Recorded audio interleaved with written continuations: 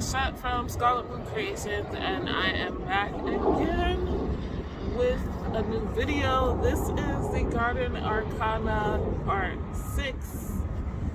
And I'm here in Concrete Plant Park in the Foodway to talk about the Tower, the Star, and the Moon Tarot Major Arcana cards, and where I've been able to find them here in the park in this Foodway.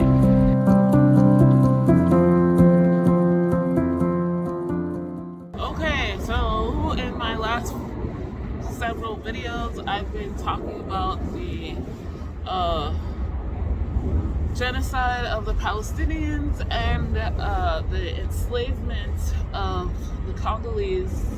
So please look in my description to find links for how you can learn about the history of these situations, how we got here, what's currently going on, ways you can support these people, and ways you can boycott as well. So it's cold, it's winter. I plan to be done with this series well before now, but things happened, and it's a little bit serendipitous that we're starting here and now, because these three cards are associated with the planet Mars, the Tower, the sign of Aquarius, and the sign of Pisces, the winter signs, if you will. And it is winter here, though a little bit warmer than usual. Today anyway.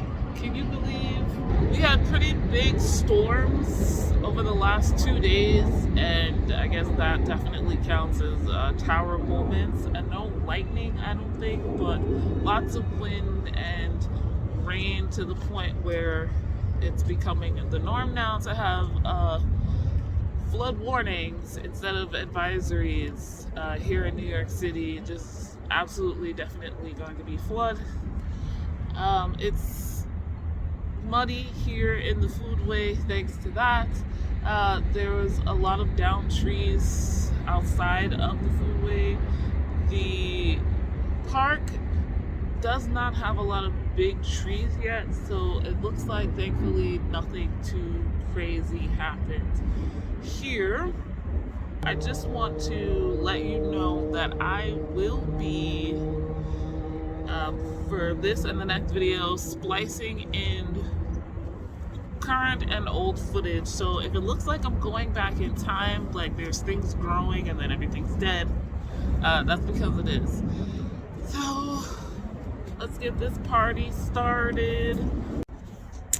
Okay, starting off with the tower, we've got mushrooms. We started intentionally growing mushrooms here in the Foodway last year, putting down mycelium, and that has been working out very great. Here's one of the main places that we've essentially planted mushrooms. So it looks like we're getting some turkey tail, I think, and I'm not sure what this kind is, but I'll put it on the screen after I ask my buddies in the group chat. So yeah, what you need to intentionally grow mushrooms anyway is dead wood, dead logs here. So we got these from some other park. They cut down trees and things like that all the time. So we said, hey, can you bring them over here? And we put the wood chips and the mycelium, that's what this stuff is, around. And lo and behold, mushrooms, they are growing. So these kind of like felled trees and logs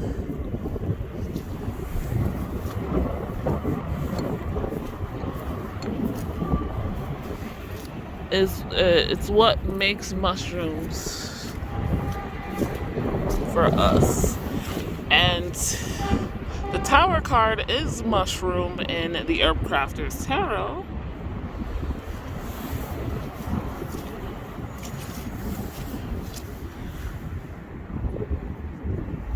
Let's take some pictures here. More tower moments. Literally, the towers for some of these concrete things, I can't remember what they're called, were taken down.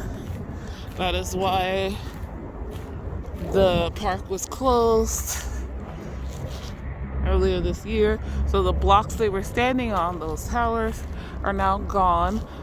They were in danger of falling, and so the Parks Department said, let's just pull them down before they fall down in a very sudden, not so great moment. So I'll try to splice in some old footage, or at least pictures, so you can get a better idea of what this place looked like. Also, please excuse any wind. Not much I could do about it. Okay, so we've got these two trees that don't seem to like to stand up. I don't know what that's about. I actually never asked. These are peach trees, I believe. And they just always fall over. We've put posts in several times to kind of help them out, but they don't seem to want to always be helped. There's kind of that Leaning Tower of Pisa feel to it for me anyway. Like, what is happening? Why can't you get it together? And here we have some thistle. This is associated with the planet Mars, which is associated with the tower and with fire. In England, wizards were said to select the tallest thistle in the patch to use as a magical wand or a walking stick. Now, I bet you didn't know this, but back here we have some witch hazel, which is just begun to bloom. I seen pictures of it. This is my first time being out here while it's blooming. I'm not gonna lie, I don't really usually come here in December, but I was told our witch hazel tends to bloom a little later than a lot of people. So this is what it is. This is associated with the Aquarius, which is the sign that's associated with the star card. Witch hazel, very healing. Quite often we use it as a tonic for our face to balance things out. It's said to also, if you take it internally, like making a flower essence, which I might try this year, it's good for balancing that Aquarian energy where you might feel overwhelmed and thinking too much, maybe anxious, and it's supposed to help with that. And so, yes, I don't know how much bigger these witch hazel flowers will get, but I'll leave them alone for now. From earlier this fall, we have asters. The purple here are the New England asters, and the white, or the ones you'll see poking out white here and there, are the, I guess, regular asters, and all flowers in the Asteria family or genus are associated with stars because the flowers have that star-like shape. And so these are associated with the star card, the major arcana. Lastly, we have vervain, which is said to be collected during the summer solstice when Sirius, the dog star, is in the sky and the sun and moon are not. The last and final card we're talking about in this video is the moon, and mugwort and other things are associated with the moon. But I looked it up because it's associated with the sign Pisces, right? There are two plants that are considered weeds that grow here in the Foodway, and I was like, oh, but those don't come until like Pisces season. That's when I see them, right? Like February into March. But walking here today, I came and I already see one cleavers. They're cleavers or sticky weed, called that because they stick to you. And maybe I'll take some because I do use these, and I'll add them to my ramen or whatever else as like a spring tonic. They have lots of vitamins and minerals. You should chop them up because they have like these short hairs on them that can be annoying when if you just eat them raw like this. I tend to chop them up very finely and then cook them, and since that's what's directed, and you cook it like spinach or any other green. Now let me find I think this is it right next door because they grow around the same time. Chickweed has similar properties, filled with tons of vitamins and minerals, and very good for preparing your body for spring, essentially. Kind of like a detox, but not in a diuretic type of way. It's just, hey, you need to stop eating these thick, warming foods that'll keep you thick and warm through the wintertime and start preparing that spring body. So here they are, and one's already flowered. Honestly, this is probably because of global warming, because it was literally 60 degrees 2 days ago during that just before that storm, and during that storm day yesterday it was 50 something. But that 60-degree day, that was something else, y'all. I want to say this about the star card. So there are still raspberries on the vine here. They're kind of frozen and defrosted because we have had below 30 nights, several of them.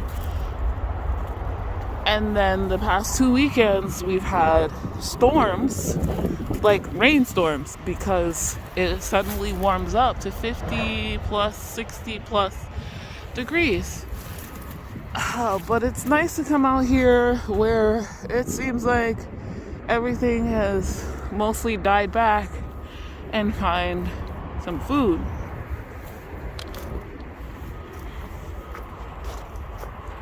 Same here, lots of rose hips still left, and I know that's probably a hopeful thing for the birds. Winter and the plants dying back and there being less food is something they're used to. The squirrels as well. I don't think they really come in here. It's more a bird thing.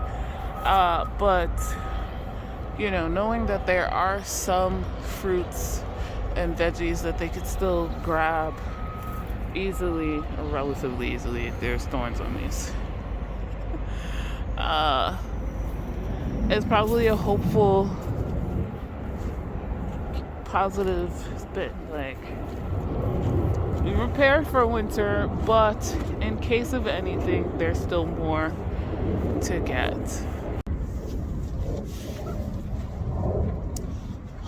Okay, guys, that is it for this installment of Gardenarcana.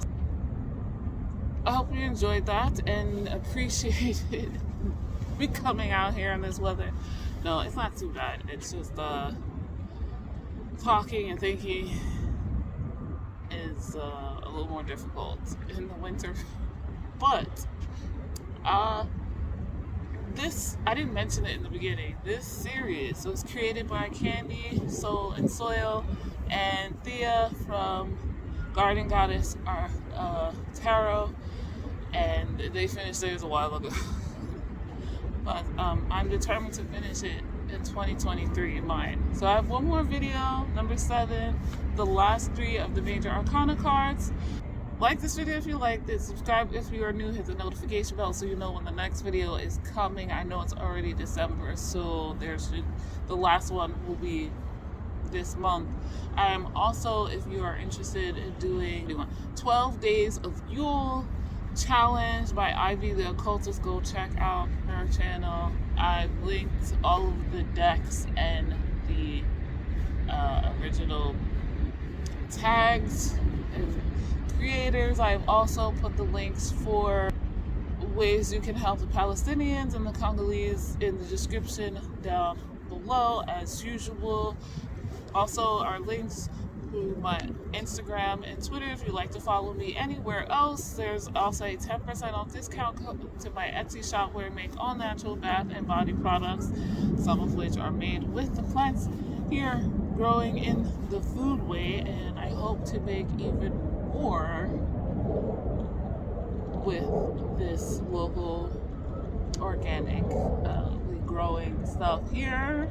Maybe I'll be working on some stuff with mushrooms, even some skincare with mushrooms next year. But that being said, oh wait, I didn't tell you where I am, so this may seem strange, but I am currently in the southern demonstration garden of the Foodway. I've shown bits and pieces of it here and there, and you'll see more next time because we have a lot of sun to talk about in the last video.